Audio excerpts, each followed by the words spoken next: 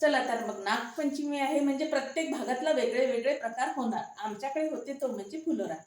आता फुलोरा म्हटलं की त्याला करंजी आली, पापडी आली वगैरे. आता करंजी करायची तर ती साच्यावरची की हातावरची? मी मात्र हातावरची करणार. चला आता करंजी कशी करायची ते बघूया. मी थोडंसं सारण तयार करून घेतलं. काजू, किसमिस वगैरे टाकून हे कणकीचं सारण आहे, साखर टाकून. आणि कणिक छान अशी रवा आधीच मी भिजवून ठेवलेला, 1 तास होऊन गेलेला आहे या रव्याला भिजून. तर हे बघा इतकी छान अशी मऊ अशी रवा हा त्याच्यामध्ये मोहन टाकून भिजून घेतली. आता याची मला करंज्या करायच्या. तर आज मी करंज्या करणार आहे हातावरच्या. तर बघा मी कशा करते ते. काही नाही, त्या सोपं आहे हातावरच्या करंज्या करणं. हे बघा यासाठी अशी लाटी तयार करून घ्यायची, छान अशी लाटी तयार करून घ्यायची. त्याला पीठ वगैरे काही लावायचं नाही, नाहीतर आपला तेल जे आहे ते खराब होते. हे बघा काय करायचं माहिती का, हे असं त्याला असं तेल लावायचं. सॉरी तेल नाही, पाणी आहे ना, असं पाणी लावायचं. आणि ही बाजू कोरडी आहे, म्हणजे ओली बाजू आधी अशी चिटकून घ्यायची.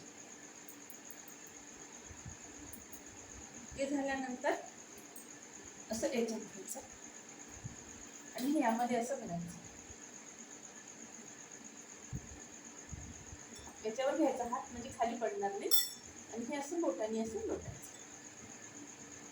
आपण जे पाती लाटलेली आहे त्यानुसार त्यामध्ये असं बोटाने आपण सारण भरायचं, जेणेकरून ते जास्तही व्हायला नको आणि कमीही व्हायला नको.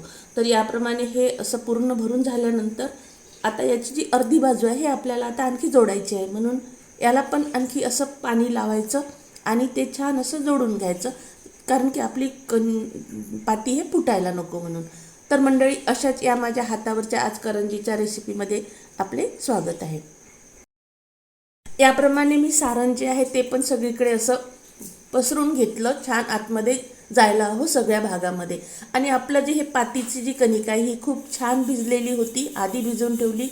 पूर्ण आसट वगैरे भिजवायची नाही, अशी कडक नाही परंतु नरम व्हायला हवी, तेव्हाच ते अशी लवचिक होते आणि छान अशी आपली ही करंजी तयार होते. तर बघू शकता.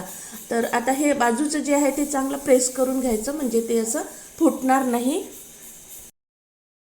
आता इथे माझ्याकडे आधी सगळ्याच घरामध्ये असू शकते हे अशी भिंगरी. तर हे शंकरपाळे पाळण्याची भिंगरी आहे. तर याला असे छोटे छोटे छोटे छोटे असे किनार असतात की त्यामध्ये छोटीशी अशी डिझाईन उमटते. तर मी हे काठाचं असं काढून घेते आहे, कारण की ते कुठे आपलं थोडं जास्त असू शकतं, कमी असू शकतो, तर त्याला असा आकार देऊन द्यायचा. तर बघू शकता तुम्ही, छान अशी, याला म्हणणार सुद्धा नाही कोणी ही हातावरची करंजी आहे म्हणून.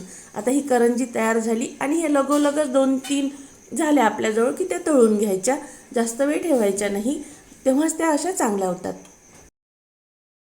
तर इथे बघू शकता, तेल असं घ्यायचं की जवळ थोडी आपली करंजी अशी डुबेल इतकं आपल्याला तेल हवं. आणि आधीच मी यामध्ये थोडंसं टाकून पाहिला आणि तो जेव्हा वर येतो म्हणजेच आपलं तेल हे गरम झालेलं आहे. खूप कडकडीत गरम न करता मंद, आणि याच्यावर ते असं आपल्याला खूप मंद याच्यावर सुद्धा ह्या करंज्या तळायच्या नाही आहे, मीडियम आणि हाय याच्यावर पाहून तळून घ्यायच्या. तर एक बाजू तळून झाली की नंतर दुसरी बाजू मी करून घेते आहे. छान अशा आपल्या करंजी तळलेली आहे. आपलं तेल जे आहे ते स्वच्छ आहे, कारण की आपण वरून पीठ वगैरे काही लावलेलं नव्हतं. तर बघू शकता आता ही करंज्या आपल्या तयार झालेल्या आहे तळून.